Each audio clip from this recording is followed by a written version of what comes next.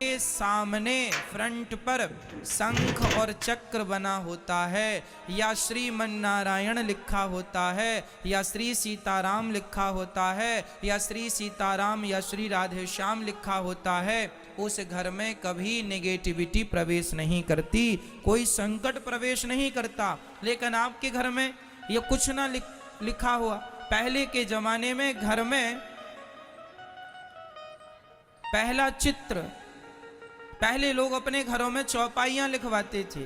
मंगल भवन अमंगल हारी, द्रवहु सुदशरथ अजिर विहारी। मतलब मंगल भवन अमंगल हारी, ये भवन अमंगलों का हरण करने वाला है और मंगलों को बढ़ाने वाला, मंगल मंगल का भवन है। अमंगल हारी, अमंगल नाश करने वाला है। लेकिन आजकल लोग कुत्तों से सावधान लिखा रहे, तो वहां तो कलयुग घुसेगा ही।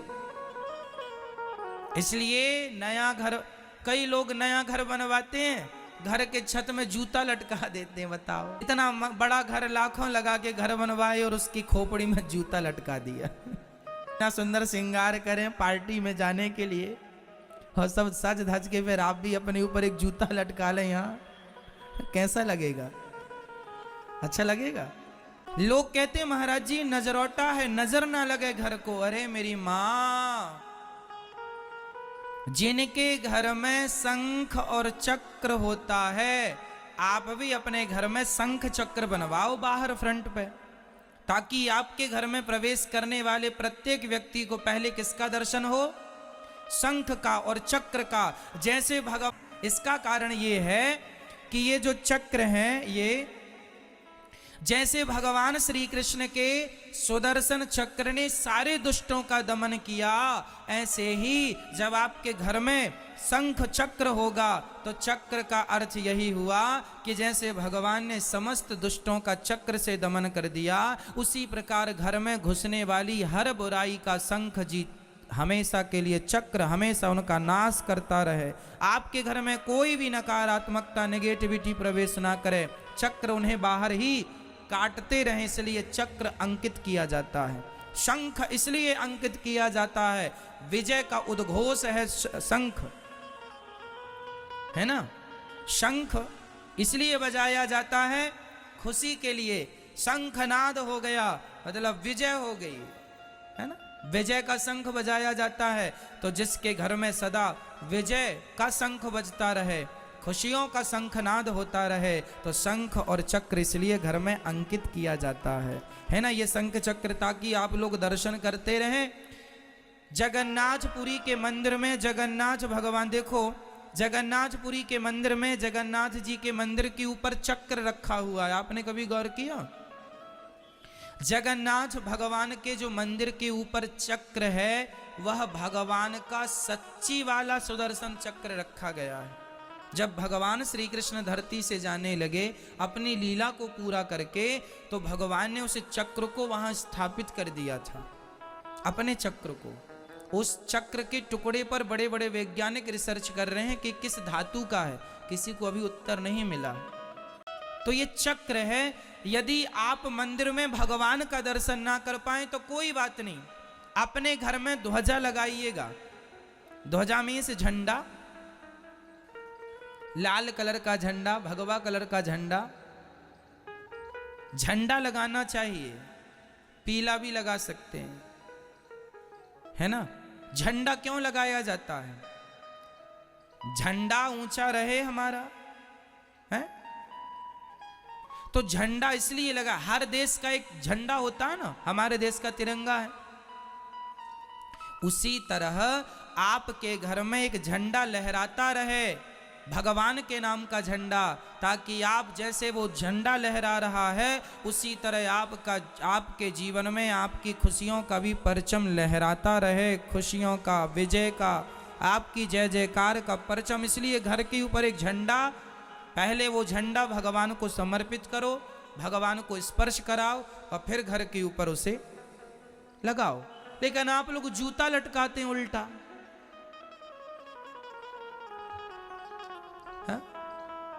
शंख चक्र नहीं बनवाते। चौपाइयां लिखवाओ अपने घर के सामने, फ्रंट पर, बाउंड्री की दीवार में या गेट पर, अच्छी से, जहां स्पेस हो, जहां जगह हो, चौपाई लिखवाओ, मंगल भवन अमंगल हारी, ये चौपाई। घर में फिर कभी जो आपके घर में बड़ा क्लेश है, बड़ा कष्ट है, बड़ी लड़ाइयाँ चल रही हैं, झगड़ा तू मैं चल रहा, कुछ नहीं होगा। ये घर शुद्ध होना चाहिए। घर में जाते ही, कई लोगों के घर में आपने देखा है, जाते ही ना एक पॉजिटिव एनर्जी दिखती है, एक अच्छा लगता है, बहुत अच्छा। कई बार ना किसी के घर में जाते ना बिल्कुल ऐसा लगता है कि हम जेल में आ गए, है ना, कहाँ आ गए, मतलब एक नेगेटिविटी है उसके घर में, होता है। धरती का भी प्रभाव पड़ता है, घरों का बहुत बड़ा प्रभाव होता है। घर कैसे होने चाहिए? कोशिश ऐसी हो, आज के जमाने में पता है लोग ना सड़क में भी घर बना लेते हैं अपना। आपके घर के आगे 5 फीट की गली है तो घर बनाने वाले ने थोड़ा सा गली भी दबा ली, है ना, गली दबा ली, आधे पर दबा ली, उसको लगा मेरा घर बड़ा हो जाएगा, बड़ा नहीं होगा, छोटा हो जाएगा। पगले, कैसे छोटा हो जाएगा? तुम्हारे घर में वास्तु दोष लग जाएगा।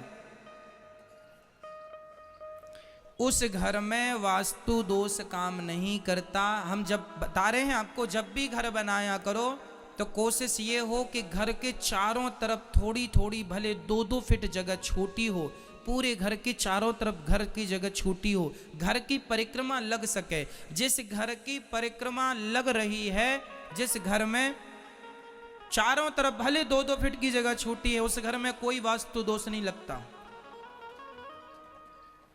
है ना। यदि घर में नेचुरल प्रकाश आ रहा है सूर्य भगवान का, तो उस घर में कोई वास्तु दोष नहीं होता, ठीक है। तो प्रकाश, आप जब नया घर बनवाइए तो कोशिश यही करिए कि 2-2 फीट ही सही, 4-4 फीट ही सही चारों तरफ, ताकि घर की परिक्रमा, साफ सफाई भी होती रहे, घर की प्रदक्षिणा होती रहे, है ना। तो घर सुंदर भी दिखेगा, अच्छा भी होगा, प्रॉपर जगह पे लाइट बात हो, प्रॉपर जगह पे रसोई हो, है ना। ये सब वास्तु है। चलो हम वास्तु के टिप्स आपको अभी ना दें, क्योंकि जब घर बनाएंगे तो आप गूगल पर सर्च कर लेंगे, आपको पता लग जाएगा कहाँ क्या है, कहाँ क्या नहीं है, कहाँ क्या होना चाहिए, तो सब गूगल में आजकल मिल जाता है। हम ये बोलेंगे कि थोड़ा ध्यान जरूर दिया करो, है ना। चलिए अब हम ये बताएंगे जो गूगल में नहीं मिलेगा, वो हम आपको बताएं कि जब भी नया घर बनवाएंगे या आप अपने घर में अब जाएंगे, तो आप अभी जैसे आने वाली पूर्णिमा है, पूर्णिमा के दिन ही आप एक ध्वजा लाइए, ध्वजा का पूजन कीजिए, ध्वजा में स्वास्तिक बनाइए और अपने घर के ऊपर फ्रंट पे चढ़ा दीजिए। ये ध्वजारोहण हो जाता है, ठीक है। एक पेंटर को बुलाइए, घर के आगे में जहां देखिए बढ़िया सजाकर शंख और चक्र बनवाइए, शंख चक्र अंकित कराइए और बीच में तिलक। गर्मी के दिनों में यदि आपके कमरे में एसी चल रही है तो क्या गर्मी का प्रभाव आपके कमरे में होगा? नहीं ना।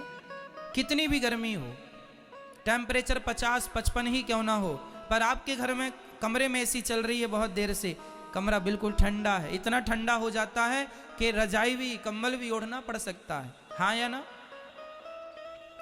गर्मी तो है मेरी माँ, पर एसी के सामने गर्मी का प्रभाव शून्य हो जाता है। उसी प्रकार कलयुग तो है मेरी माँ, पर जहाँ कीर्तन भजन सत्संग होता है, भगवान का नाम होता है, वहाँ कलयुग का प्रभाव बिल्कुल शून्य हो जाता है, वहाँ जहाँ भगवान का नाम जपा जाता है। इसलिए अपने घर में रोज कीर्तन करो, आधा घंटा रोज बैठो, पति पत्नी बेटा बेटी सब बैठो और श्रीमन नारायण श्रीमन नारायण श्रीमन नारायण रोज जाप करो।